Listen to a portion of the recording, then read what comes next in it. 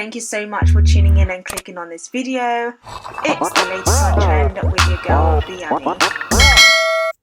Most people know me as Mo Farah, but it's not my name or it's not the reality. The real story is I was born in Somaliland, north of Somalia, as Hussein Abdi Kahin. Despite what I've said in the past, my parents never lived in the UK. When I was 4, my dad was killed in a civil war.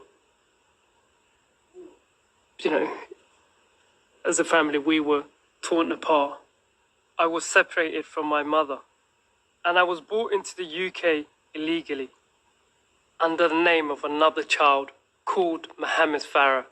This is the visa document. Yeah, this is the visa to come to the UK, and this was the document we came with. You would have been 9, you hadn't turned 10 yet. Yeah, that is my photo, but it's not my name.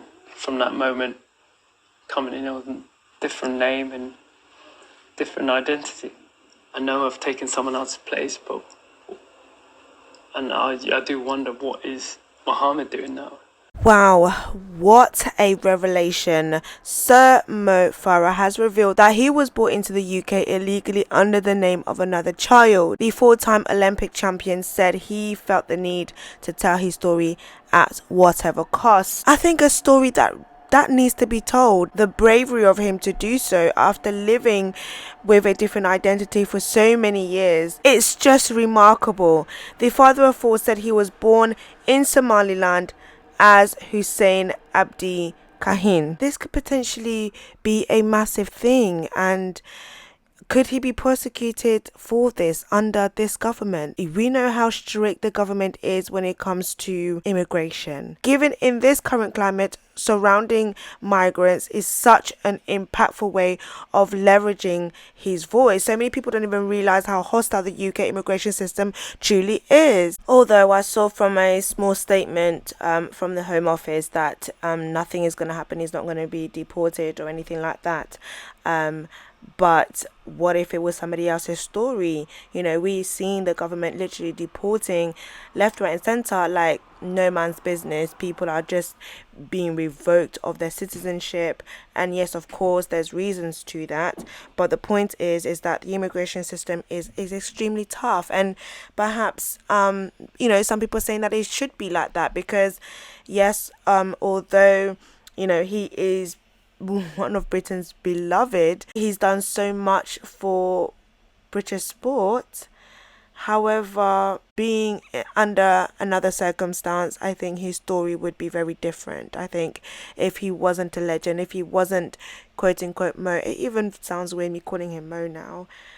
Does he want us to address him by his name now? Does he want us to call him Hussein? I don't know.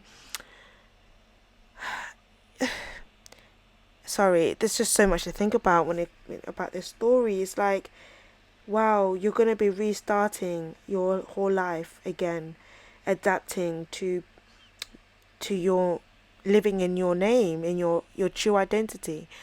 But yeah, anyway, he is one of the most beloved Britons and an Olympic champion. He went on to be one of the greatest ambassadors for British sport. His name is not Mohammed. For him to have spoken out, it really shows that, you get to a point where you just can't be living under somebody else's name. Can you imagine, like, since 4 years old, living under this, everybody cheering, Mo, Mo, Mo, everybody calling you Mo, like you're literally winning, you're becoming such an icon, and everybody recognizes you under this name that isn't even attached to really your identity. And actually carrying that name would come with so much pain and so much confusion, because your name is your identity. And knowing that, he was trafficked here, he was trafficked really during the worst time. His father was killed. He was forced to work as a domestic servant. That name that he carried for all of these years is just attached to so much trauma, and He's had to live under this false identity, people calling him somebody that he just knew that's just not him. And I just feel like this is a great time of freedom for him. I don't think people really understand the magnitude of carrying somebody's identity, but like I said, this is a story of many people. If it's not your name that's been changed, it's your date of birth that's been changed. I mean, how many people would be able to stand up and say, that's not my name, that's not my age, but they wouldn't be able to because of that fear of being deported, being prosecuted. And here he is revealing that he was taken by a woman he had never met before, and he was forced to work as a child servant. And of course, here comes conservatives. Here's Kathy. She says, this smells very odd, and surely the Cabinet Office Honours Committee is going to have to re-examine how and why it gave this athlete a knighthood. Did it do so under false pretenses? So now it's this athlete. Like, he doesn't even have a name anymore. This is exactly what I'm saying. Of course, whenever we talk about things like this, let them come out from under the rocks, okay? All the racist people in the UK, let us see. This is going to bring so much. I think this is going to really bring a shaking, especially within the immigration system. There's going to be a lot of conversation surrounding this. So let's follow on in the story. Home Office has rightly clarified it won't be taking any action against Sir Farah as a result of this revelation tonight. So no action whatsoever will be taken. So far, that's what we know. But we'll see what happens. Guys, make sure that you like, comment, subscribe, share, and all that good stuff. And we'll catch you in the next video.